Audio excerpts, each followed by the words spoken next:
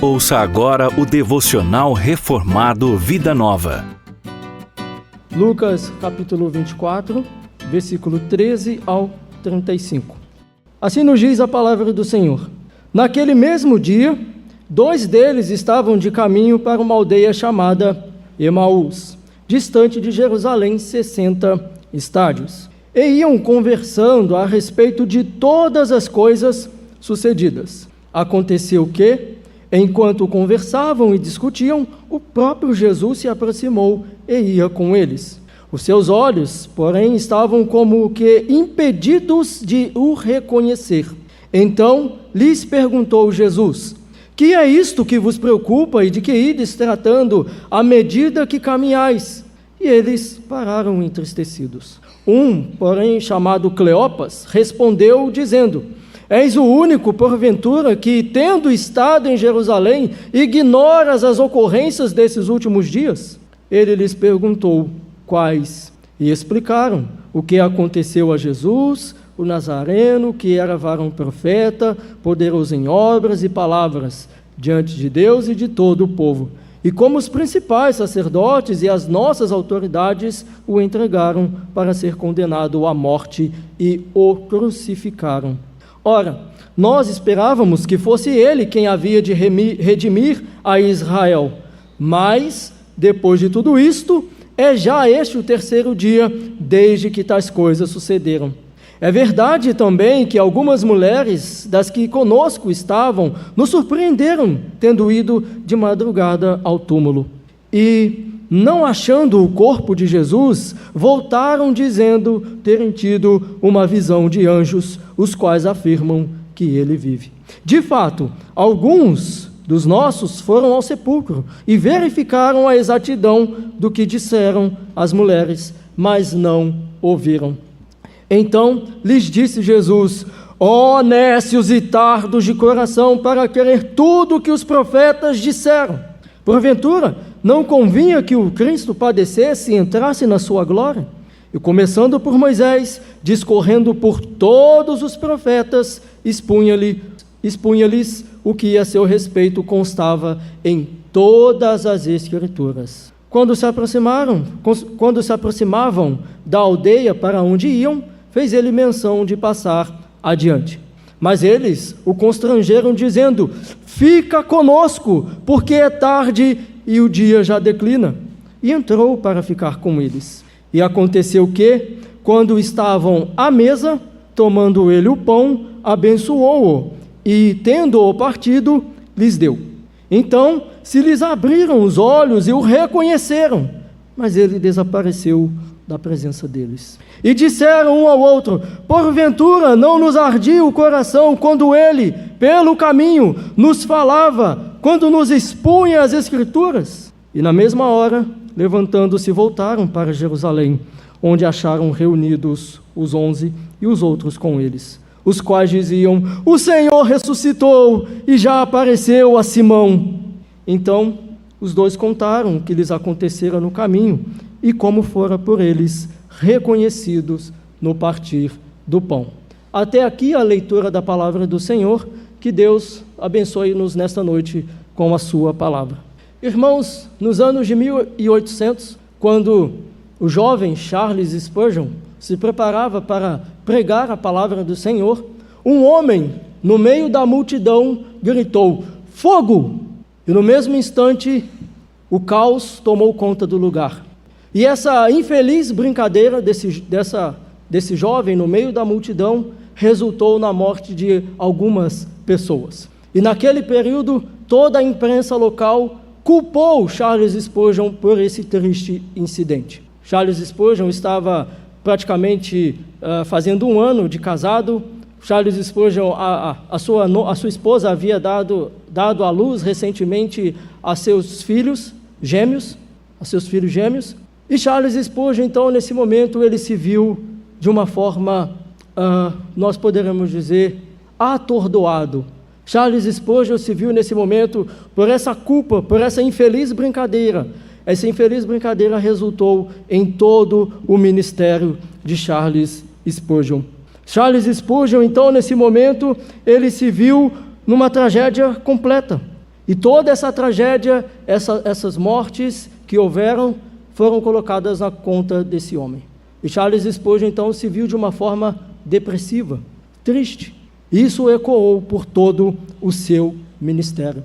E às vezes, quando nós olhamos para homens como Charles Spurgeon, nós pensamos, esse homem não pode ter problemas. Esse homem é um homem de Deus, é o príncipe dos pregadores. Mas, irmãos, até homens como Charles Spurgeon se sentiu mal, se sentiu muitas vezes vencido pelas aflições. Até mesmo homens como Charles Spurgeon se viu numa depressão. E quando nós olhamos para esse texto, é exatamente isso que nós vemos. Aqui nós vemos dois homens que estão caminhando em direção a uma cidade tristes, abatidos, amargurados, por causa de uma notícia. Se nós olharmos o versículo anterior, nós podemos ver, alguns capítulos anteriores, nós podemos ver tudo o que aconteceu com o nosso Senhor Jesus. Ele foi espancado, ele foi crucificado e ele foi sepultado.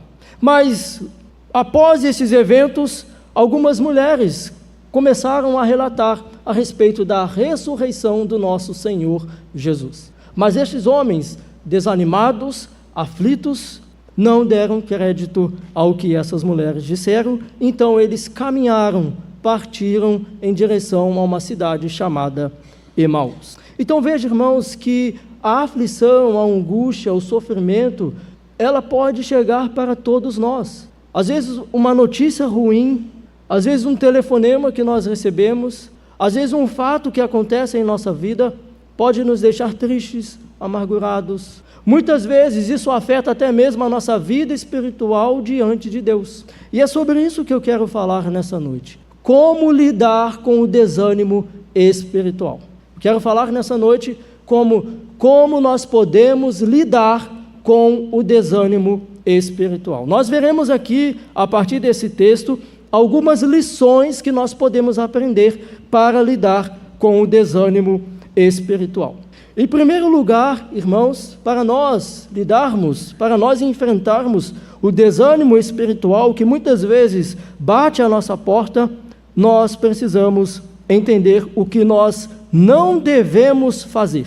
Em primeiro lugar, para lidar com o desânimo espiritual, nós não podemos perder de vista o propósito de Deus. Em primeiro lugar, o que você precisa fazer para lidar com o desânimo espiritual, não perca de vista o propósito de Deus. Isso nós podemos ver dos versículos 13 ao 16. Aqui, dos versículos 13 ao 16, nós vamos ver que os discípulos estão caminhando em direção a uma aldeia chamada Emaús. Essa aldeia chamada Emaús, ela fica cerca de 11 ou 12 quilômetros a noroeste de Jerusalém. E essa aldeia chamada Emaús, ela é reconhecida no Antigo Testamento como Kiriat Jearim. Atualmente, nós podemos identificar Emaús com uma cidade na Palestina, no centro da Cisjordânia. Mas, irmãos, quando nós olhamos aqui para esse texto, nós podemos nos perguntar, o que será que esses dois discípulos foram fazer nesta cidade em Emaús? Será que eles foram simplesmente rever algum dos seus parentes? Será que eles foram em Emaús para tratar de algum negócio? Será que eles foram para essa aldeia de Emaús porque eles simplesmente esqueceram alguma coisa e precisavam buscar algo nesta cidade? Mas quando nós olhamos aqui para todo esse contexto, nós podemos ver que nenhuma dessas coisas eles foram fazer lá. Na verdade, o que nós podemos ver é que esses dois discípulos estavam indo embora, estavam se refugiando na cidade de Emaús. Não havia mais sentido ficar em Jerusalém. A festa havia acabado, o seu mestre havia morrido. Não havia mais sentido ficar em Jerusalém. Veja que eles perderam de vista o propósito. Não havia mais sentido Jerusalém. Não havia mais por que ficar em Jerusalém. Vamos embora, vamos voltar para a nossa cidade. E veja então, meus irmãos, que para vencermos o desânimo espiritual, nós não podemos perder de vista o propósito de Deus. Mas veja que enquanto eles caminham para Emaús, Jesus aparece para esses dois. Jesus aparece para esses dois e eles conversavam sobre os eventos dos últimos dias, conversavam sobre tudo o que aconteceu com Jesus, conversavam sobre as notícias que estavam acontecendo, mas os seus olhos estavam impedidos de reconhecer a Jesus. E aqui, meus irmãos, os seus olhos, a ideia aqui é que os seus olhos estavam retidos, eles não poderiam reconhecer a Jesus, e isso por causa da dureza dos seus corações. Os seus corações eram os seus corações que estavam incrédulos, e por isso eles não conseguiam reconhecer o seu mestre, por causa da cegueira dos seus corações. Mas veja, meus irmãos, que quando nós perdemos de vista o propósito de Deus, fica fácil desistir. Quando nós perdemos o foco do propósito de Deus, fica fácil nós abandonarmos aquilo que muitas vezes nós lançamos mãos para fazer. Imagine, por exemplo, um corredor, um maratonista, que corre às vezes 40, 60 quilômetros. O que o faz continuar caminhando, o que o faz continuar correndo, apesar das dores, apesar da fadiga, o que o faz continuar correndo mesmo com muita sede, o que o faz continuar correndo mesmo o cansaço, o que faz com que esse maratonista continue correndo, caminhando 60 quilômetros, é a linha de chegada, é a visão da linha de chegada. Isso faz com que ele continue correndo. Mas veja, se o maratonista perder essa visão da linha de chegada, fica fácil desistir. Na primeira dor, no primeiro cansaço, na primeira sede, ele desiste facilmente. E às vezes assim somos nós, irmãos. Às vezes na primeira má notícia, às vezes na primeira má circunstância, nós desistimos, porque muitas vezes nós perdemos o propósito de Deus para a nossa vida. Porque muitos casamentos são desfeitos, porque perderam o propósito do casamento. Porque muitos ministérios acabam, porque perderam o propósito do ministério.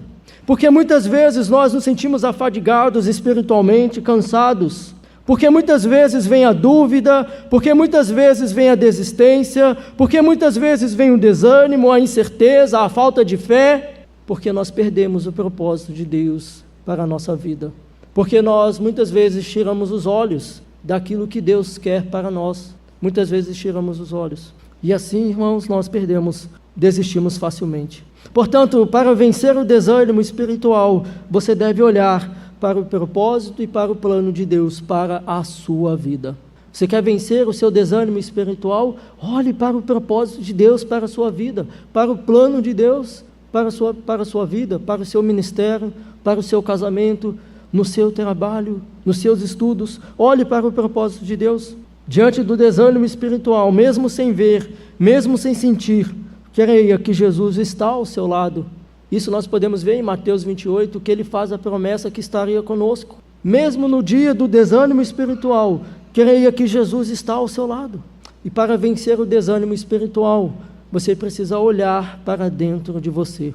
É isso que Francis Schaeffer vai dizer no seu livro sobre a verdadeira espiritualidade. A verdadeira espiritualidade não é algo exterior, não é algo simplesmente fora de nós, mas é aquilo que Deus faz dentro de nós. É aquilo que Deus faz em nós por meio do teu Santo Espírito. E por isso nós precisamos olhar para dentro de nós, porque é dentro de nós que há o novo nascimento, porque é dentro de nós que há a verdadeira vida cristã. E o exterior, aquilo que nós fazemos exteriormente, é apenas o reflexo daquilo que está dentro de nós. Portanto, para vencer o desânimo espiritual, olhe para o propósito de Deus para a sua vida. Olhe para aquilo que Deus já planejou para a sua vida. Não perca de vista esse propósito. E o propósito maior é glorificar a Deus e honrá-lo e servi-lo para sempre. A segunda lição que nós aprendemos aqui nesse texto, para nós vencermos o desânimo espiritual, o que nós não devemos fazer é perder tempo com a solução errada. Você quer vencer o desânimo espiritual, a apatia espiritual? Não perca tempo com a solução errada. Isso nós podemos ver dos versículos 17 ao 27. Aqui nós vamos ver, meus irmãos, dos versículos 17 ao 24, nós vamos ver que os discípulos apresentam uma visão distorcida a respeito daquilo que é o ministério de Jesus. Nós vamos ver então que quando ele pergunta o que os preocupava, nós vamos ver que Cleopas, o que Lucas vai dizer aqui é que Cleopas ele para de uma forma sombria. O rosto de Cleopas, desses discípulos, era como que uma forma desfigurada, amargurada. Cleopas então ele rompe o silêncio e responde a Jesus, até mesmo de forma jocosa, dizendo: não é possível que você não sabe do que tem acontecido, está todo mundo comentando, só você não sabe. Cleopas responde de uma forma jocosa: está todo mundo falando, está todo mundo comentando na internet, só você não sabe de que planeta você veio. Essa foi a resposta de Cleopas a Jesus. Mas veja, irmãos, que a resposta desses dois discípulos é uma resposta precisa. Eles respondem de forma precisa quem era Jesus. Eles sabiam que Jesus era nazareno, ou seja, que Jesus era um homem. Eles sabiam a respeito do ministério de Jesus, o que Jesus fez, que ele era varão poderoso em obras e palavras, e eles sabiam até quem foram os causadores da morte de Jesus, os judeus. Veja que eles tinham respostas precisas a respeito de Jesus. No entanto, a esperança desses discípulos estava colocada no lugar errado. As suas esperanças estavam no lugar errado, porque eles aguardavam apenas um Messias ou um Salvador que os livraria das mãos dos romanos. Eles aguardavam que esse Messias, Jesus Nazareno, varão profeta, poderoso em obras e palavras, que foi morto, eles esperavam que esse Jesus os resgataria do jugo dos romanos. Veja que eles sabiam quem era Jesus, mas as suas esperanças estavam colocadas no lugar errado. Eles não colocaram a sua esperança no lugar correto. Eles aguardavam apenas uma salvação política, uma salvação temporal, não uma salvação eterna. E por isso que quando as mulheres disseram a eles que Jesus havia ressuscitado, não havia sentido algum acreditar, porque não era essa a esperança que eles tinham. Mas nós podemos ver que dos versículos 25 ao 27, Jesus os esclarece a verdade. Dos versículos 25 ao 27, Jesus vai esclarecer a verdade. Veja que a partir do versículo 25, Jesus os repreende. Jesus vai os chamar de nécios. E nécios aqui, irmãos, a ideia é que Jesus os chama de imprudentes. Pense, por exemplo, em um motorista que ultrapassa o sinal vermelho. Ele não é ignorante quanto ao sinal vermelho, ele sabe a respeito do sinal vermelho, mas por imprudência ele ultrapassa o sinal vermelho. Veja que é isso que Jesus os chama, de nécios, imprudentes e tardos de coração. E por que eles eram imprudentes? Porque em diversos momentos Jesus já havia dito que era necessário o seu sofrimento. Jesus já havia os instruído que ele iria padecer. Jesus já os havia alertado que ele iria sofrer, que era necessário ele passar por tudo isso. E não apenas isso, Jesus os mostra que toda a Escritura mostra que era necessário que ele padecesse. Os profetas já haviam dito que o Messias viria e seria um homem de dores. E por isso Jesus então o chama de nécios e tardos de coração. Mas veja que então que Jesus esclarece que era necessário o sofrimento e que era necessário também a sua exaltação. Mas quando eu olho para esse texto, quando Jesus os instrui, aqui Jesus começa um discipulado com esses discípulos. Talvez Jesus começou explicando Gênesis capítulo 3, talvez depois Jesus foi lá para Números 21, Deuteronômio 28, Ezequiel 37, Daniel capítulo 7.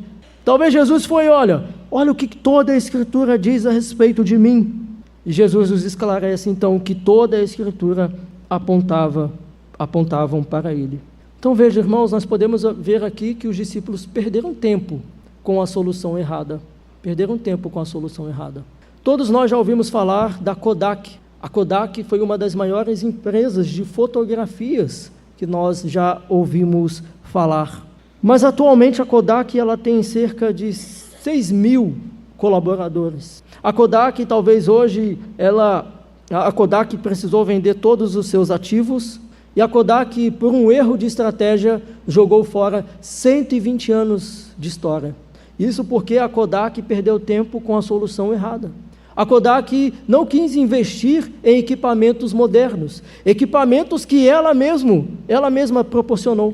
Ela simplesmente perdeu tempo com a solução errada. E hoje a Kodak praticamente não existe mais, porque ela perdeu tempo com a solução errada. E muitas vezes, irmãos, na nossa apatia espiritual, nós perdemos tempo com a solução errada. Nós achamos que nós podemos vencer a frieza espiritual em conselhos mundanos. Nós achamos que a solução para a nossa frieza espiritual está em filosofias de autoajuda. Nós achamos que a solução está nas psicologias ateístas. Nós achamos que a solução para a nossa frieza espiritual está em conselhos superficiais, conselhos dos ímpios. Talvez você ache que para a sua apatia, para o seu sofrimento, você precisa ter mais entretenimento. Não, eu preciso de mais entretenimento. Talvez você ache que precisa de mais diversão. Não, eu preciso me divertir mais. Talvez você ache que a solução está no dinheiro. Preciso de mais dinheiro. Talvez você ache que a solução está em fazer mais viagens. Eu preciso conhecer novos lugares. Não que nenhuma dessas coisas, viajar, ter dinheiro, se divertir, seja coisa errada. Mas às vezes o nosso foco está nessas coisas. Talvez você ache que a solução são os políticos. Você acha que os políticos que vão resolver todos os seus problemas. Você está colocando o foco, ou você está mirando na solução errada. Nenhuma dessas coisas, irmãos, pode trazer a verdadeira alegria espiritual. Nenhuma dessas coisas, irmãos, pode nos preencher. Nenhuma dessas coisas são métodos temporários. Nós buscamos a solução errada quando os nossos olhos não estão voltados para o autor e consumador da nossa fé. Nós buscamos a solução errada quando os nossos olhos não estão voltados para o autor, consumador da nossa fé. Hebreus capítulo 12. Portanto, para vencer o desânimo espiritual, tenha prazer na lei do Senhor. Salmo de número 1. Para vencer o desânimo espiritual, entenda que no conselho do Senhor há sabedoria, há direção e há vida. Salmo de número 19. Portanto, até aqui nós vimos o que nós não devemos fazer para lidar com o desânimo espiritual. Para lidar com o desânimo espiritual, não perca de vista o propósito de Deus. Para lidar com o desânimo espiritual, não perca tempo com a solução errada. A partir de agora, então, nós veremos o que devemos fazer para vencer o desânimo espiritual. Em primeiro lugar, o que nós devemos fazer para lidar com o desânimo espiritual é ter uma vida de comunhão com Jesus. Para lidar com o desânimo espiritual, você precisa ter uma vida de comunhão com Jesus. Isso nós podemos ver a partir dos versículos 28 ao 32. E veja então que a partir de 2 horas de caminhada, depois de 2 horas de exortação, depois de 2 horas de instrução, depois de 2 horas de ensino, depois de 2 horas de esclarecimento por parte de Jesus, eles se aproximam da aldeia. Mas veja então que esse estranho, aos olhos dos discípulos, faz menção em passar adiante. Mas veja então que esses discípulos pedem a esse estranho que permanecesse com eles. Alguns dizem que esses 2 discípulos intercederam para que esse estranho permanecesse com eles por causa dos perigos da noite. Porque talvez esse estranho poderia ser vítima de salteadores, poderia ser vítima de animais, mas eu entendo que essa não é a ideia aqui. Eu entendo que esses discípulos, eles, por causa da presença de Jesus, por causa da exposição da palavra de Jesus, eles então intercederam: fica conosco! E esse estranho então entra, e quando eles estão à mesa, depois de 2 horas de caminhada, é normal sentir fome, eles então sentam-se à mesa, e esse estranho então, ele toma as prerrogativas do anfitrião da casa. Ele toma o pão, ele parte o pão e ele abençoa aquele pão. E nesse exato momento, os seus olhos foram abertos. Nesse exato momento, os seus olhos foram abertos. Talvez a forma como Jesus orou, talvez a forma como Jesus partiu o pão. Eles lembraram: eu conheço esse gesto, Eu conheço essa oração, eu conheço. E os seus olhos então foram abertos. O véu foi retirado dos seus olhos. E aqui nós podemos ver então, ainda no versículo 31, que Jesus desapareceu da presença deles. Aqui, irmãos, há muitos debates a respeito desse desaparecimento de Jesus, mas eu entendo aqui, irmãos, que Lucas está adjetivando a forma como Jesus saiu da presença deles. Muitos dizem que Jesus de fato desapareceu, ou que Jesus desvaneceu, ou que Jesus teletransportou. Cabe, obviamente, o debate em relação a isso, cabe o contraditório, mas eu entendo que aqui Lucas não está dizendo que Jesus simplesmente evaporou, ou que Jesus simplesmente teletransportou. Porque quando nós olhamos para o texto aqui em grego, a ideia é que Lucas está adjetivando a forma como Jesus saiu da presença deles. Isso é comum no nosso dia a dia. Às vezes alguém chega para você e pergunta: você viu fulano de tal? E você diz: nossa, a pessoa estava aqui do meu lado, mas ela desapareceu, eu nem vi para onde ela foi. Ela sumiu, eu nem vi para onde ela foi. Então, Lucas aqui, irmãos, eu entendo que Lucas está adjetivando a forma como Jesus saiu da presença dos discípulos naquele momento. Jesus saiu de forma rápida, Jesus saiu de forma repentina. Aliás, outros momentos já aconteceram, isso já aconteceu no ministério de Jesus. Muitas vezes as pessoas tentaram matar Jesus e Jesus simplesmente escapou da presença das pessoas sem que elas pudessem tocá-lo.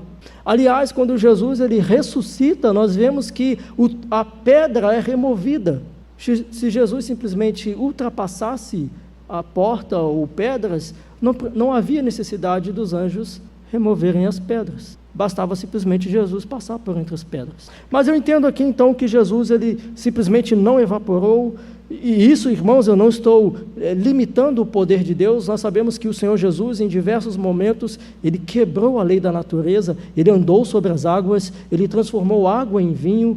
Jesus, ele disse para a tempestade: acalma-se, e ela acalmou-se. Nós sabemos que ele tem todo o poder. Mas aqui, nesse texto, eu entendo que Lucas não está dizendo que Jesus simplesmente teletransportou ou evaporou. Eu entendo que Jesus saiu de forma rápida. E os discípulos não conseguiram perceber a saída de Jesus. Mas veja então que nesse exato momento o texto continua nos dizendo no versículo 32: e disseram um ao outro: porventura não nos ardia o coração quando ele pelo caminho nos falava, quando nos expunha as escrituras? Irmãos, Lucas aqui não está falando do órgão que bombeia o nosso sangue para o nosso corpo. Lucas não está falando simplesmente do órgão do nosso corpo. Lucas está falando que o interior desses discípulos queimava em combustão. Essa é a ideia. Que o interior dos discípulos, por causa da presença de Jesus, por causa da exposição da palavra de Deus, o seu interior, o interior destes discípulos, ardia em combustão. Queimava em combustão. Irmãos, se a palavra de Deus, se a presença de Jesus não lhe tem causado essa ardência, não nos tem causado esse ardor no seu interior, fique um alerta para nós, porque a presença de Jesus, ela precisa causar isso em nós, precisa causar ardência, precisa causar desejo pela sua presença. Então veja que pela exposição da palavra, os seus olhos foram abertos. Imagine, irmãos, que você esteja em uma sala toda escura, é uma sala que não tem luz, e talvez você esteja procurando algo nessa sala, está tudo escuro, você não consegue ver nada, e imagine que alguém chegue com uma pequena lanterna, e ilumine um pequeno espaço naquela sala, então você consegue ver alguma coisa. Veja que é isso que a exposição da palavra de Deus causa, ela abre os nossos olhos para a realidade, a presença de Jesus abre os nossos olhos para a verdade, e assim os seus olhos foram abertos. Portanto, para vencer o desânimo espiritual, você precisa se aproximar de Jesus. Você precisa pedir ao Senhor: Senhor Jesus, fique comigo. Senhor Jesus, fique na minha casa. Senhor Jesus, fique na minha família. Senhor Jesus, fique no meu ministério. Senhor Jesus, permaneça nessa igreja. Senhor Jesus, permaneça no meu interior por meio do teu Santo Espírito. Você precisa clamar. Você precisa usar os meios de graça para desenvolver uma comunhão com Jesus. a oração, a leitura da palavra de Deus, a participação constante nos cultos, a participação nos sacramentos, são os meios de graça que Deus nos deu para estarmos constantemente na tua presença. O momento de confissão, o momento de arrependimento, são meios que Deus nos deu para estarmos na tua presença, porque o véu já foi rasgado e você pode estar na presença de Jesus com intrepidez, com sincero coração, com fé, com santidade. Isso nós vemos em Hebreus capítulo 10, porque, irmãos, sem uma comunhão constante com Jesus, facilmente nós somos vencidos pelos cuidados e pelos prazeres deste mundo. E em último lugar, nós podemos destacar o que nós precisamos fazer, ou o que você deve fazer para lidar com o desânimo espiritual. Em último lugar, para lidar com o desânimo espiritual, você precisa sair imediatamente da letargia. Para vencer o desânimo espiritual, você precisa sair imediatamente da letargia. Isso nós vemos a partir dos versículos 33 ao 35. Então veja que após os seus olhos serem abertos pela verdade, pelo esclarecimento de Jesus, veja que os discípulos não mais se importaram com a comida, os discípulos não mais se importaram com o cansaço, porque lembre-se, eles haviam caminhado 2 horas, eles não se importaram mais com isso. E lembre-se que inicialmente nós vimos que eles estavam saindo de Jerusalém, talvez com medo, mas agora eles retornam ao propósito inicial. E eles voltam, eles se levantam imediatamente. E a ideia de Lucas aqui, que diz que eles se levantaram é como se eles tivessem ressurgido dentre os mortos. Lucas está dizendo, é como se eles se levantassem dentre os mortos, foram para Jerusalém. E é isso que muitas vezes o desânimo espiritual faz conosco. O desânimo espiritual nos leva à letargia, à apatia, à acomodação. Mas para vencer o desânimo espiritual, você precisa se levantar imediatamente do comodismo, do medo, do desânimo e voltar ao propósito inicial. Aqui, pense, por exemplo, em um bombeiro. O bombeiro, quando ele está no seu quartel-general, e quando ele ouve a sirene, ele precisa se levantar imediatamente. Quando ele ouve o barulho da sirene, ele tem que correr, porque salvar vida é mais importante do que o seu descanso. E ele se levanta imediatamente e corre aonde ele precisa atuar. E é assim, irmãos, quando nós ouvimos a palavra de Deus, quando nós ouvimos o que o Senhor tem a dizer a nós, nós não podemos permanecer, você não pode permanecer no seu estado de inércia. Você precisa se levantar e agir. Você não pode se fazer de vítima. Eu sou assim porque falaram mal de mim, eu sou assim porque eu não tive pai, eu sou assim porque eu não tenho dinheiro, eu sou assim porque eu não tenho o celular da moda, eu sou assim porque não me deram oportunidade, eu sou assim porque... Não, nós não podemos nos fazer de vítimas, nós precisamos nos levantar. Você precisa se levantar imediatamente da sua letargia e tomar uma atitude. Foram isso que esses discípulos fizeram. E quando eles chegaram lá, eles anunciaram o seu Senhor ressurreto. Eles anunciaram o seu Senhor redivivo. Portanto, para vencer o desânimo espiritual, saia da letargia, saia da sua zona de conforto. Não se coloque na condição de vítima, mas testemunhe, seja uma testemunha do poder transformador de Jesus. Seja uma testemunha desse Jesus ressurreto. Testemunhe sobre esse Jesus que transforma vidas. E essa é a minha oração e esse é o meu desejo, que quando você ouvir a palavra de Deus, você volte ao propósito inicial. E quando você ouvir a palavra de Deus, que você não perca tempo com a solução errada. E quando você ouvir a palavra de Deus, você tenha uma vida de comunhão constante com Ele. Quando você ouvir a palavra de Deus, você trabalhe arduamente para a propagação do Evangelho do Reino de Deus. Eu quero concluir esta mensagem retornando ao fato de Charles Spurgeon. Nós vimos que Charles Spurgeon, após aquele infeliz incidente, ele se viu triste, se viu amargurado, aflito, mas mesmo após vários anos terem se passado, Charles Spurgeon continuou sendo quem ele era. Escreveu muitos livros, pregou vários sermões, Isso porque Spurgeon acreditava na presença real de Jesus na sua vida. Isso porque Charles Spurgeon tinha sua fé no Jesus ressurreto. E mesmo as aflições, mesmo as dores, não abateu esse grande homem de Deus. E por isso nós o conhecemos como príncipe dos pregadores. E é assim que nós devemos fazer, irmãos. Devemos perseverar nesse Jesus ressurreto. Você precisa perseverar, mesmo diante das aflições, mesmo diante da angústia, do sofrimento, da amargura, da notícia ruim. Confie na presença desse Jesus ressurreto. E a minha oração e o meu desejo é para você que talvez não tenha a presença desse Jesus ressurreto. Entenda que é somente esse Jesus ressurreto que pode transformar a vida. É somente Ele que pode nos dar a verdadeira vida espiritual. É somente Ele quem nos tira do nosso estado de pecado. É somente Ele que preenche o vazio que há em nós. É somente esse Jesus ressurreto que pode nos dar uma nova vida. E essa é a minha oração, esse é o meu desejo, que assim como esses discípulos rogaram, Senhor, permaneça conosco, você precisa pedir ao Senhor, se com tua boca confessares, se você tiver fé no seu coração e com a tua boca confessar que o Senhor Jesus é o Salvador, você precisa confessar, você precisa clamar que esse Jesus é o Jesus que salva. Que Deus nos abençoe, irmãos, em nome de Jesus. Amém. Você ouviu o Devocional Reformado Vida Nova.